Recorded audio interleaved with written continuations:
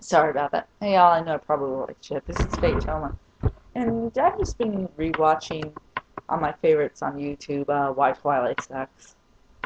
Um, I haven't actually read the books myself, and I know people say, oh, you're just being biased. You're not giving it a chance. You're not even trying to read it. And frankly, from what I've heard, I don't want to read it. I mean, all these people have valid points, must have valid points. I don't know. I should, like I said, even I admit I should probably read it, but I get so sick of hearing about Twilight that I really don't. I don't need to read some cockamamie human vampire love story that's basically just a ripoff of Romeo and Juliet, except that none of them dies at the end. Ah, and now don't get me wrong, there have been plenty of Romeo and Juliet type stories. There's and there's especially one with vampires and werewolves, or lightning, or lichens, as they call them, in Underworld. Underworld is basically a Romeo and Juliet story with a vampire female being in love with a lichen male. And it's like it's the difference between their classes. Like I said, there have been um, Romeo and Juliet undertones to movies. It's clear that's what the person who made the film, who wrote the script, was aiming for.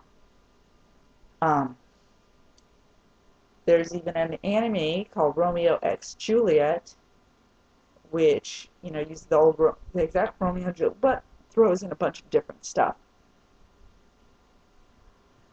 Um, yeah, don't crucify me for this, but I guess we could even go as far as say Titanic, if you want to think about that. It's kind of a Romeo and Juliet story, only you don't have anyone holding Jack back saying, oh, you can't be with her, and we hate them, and stuff like that. I guess you could say it had a Romeo and Juliet, you know, element to it, because I don't think it has to be from two different families. It can be from two different classes, you know. And I know what you're thinking. Well, Twilight fits that mold. Yes, Twilight is clearly ripping off Romeo and Juliet. Like I said, as many other movies have parodied its elements. But the thing is, like I said, I haven't read it, don't want to. No, if I force myself to read it, I won't be thinking with an open mind, frankly, so it's not worth even trying. I'll be thinking, I hate this, and I'm automatically going to make myself hate whatever I'm reading on the page. So I'm not even going to try. I just want to address one tiny little thing. Maybe I'll address some other stuff. I saw the movie through a review someone else did. I think it was it The Amazing Atheist who did it?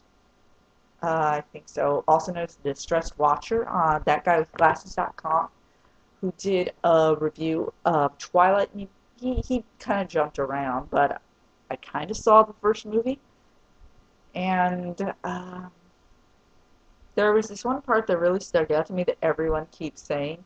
There's this scene where Edward, and I actually did see it, where would never get myself to personally go out and rent the movie and watch it, but through the review I watched it and I saw it, and that you all know the scene I'm talking about. Bella's lying in bed and she sits up, and who's standing in her room? It's Edward. Now, personally, I've heard you fangirls think this is sweet and romantic, and oh, he's watching her while she sleeps. No, wrong, incorrect answer. Okay, let me explain why I think that. As lots of people pointed out, stalking is a felony. What he's doing is basically stalking her. If you appear at someone's house where you're not supposed to be, first of all, breaking and entering. Second of all, stalking her. Clearly stalking her if he's watching her while he sleeps. And he's told her this, like further in the movie, that he's been watching her for months while she slept. Creepy. Now, why do I say it's not romantic, other than stalking? Personally, myself, if I'm standing in a closet in my own house and I'm not expecting anyone to be behind me, and I turn around and it's either my brother or my mother, which has happened on 2 occasions, I was not expected to see them.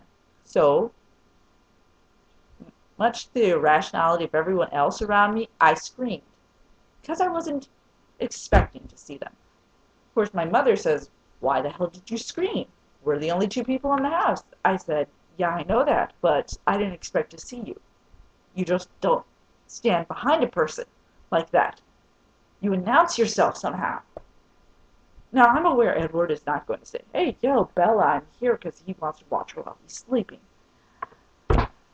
But the point is, if I get scared and startled if someone is behind me while I'm in my walk-in closet and I turn around, what the fuck makes you not think I'm going to be afraid if I wake up and see somebody standing in my room in the middle of the night?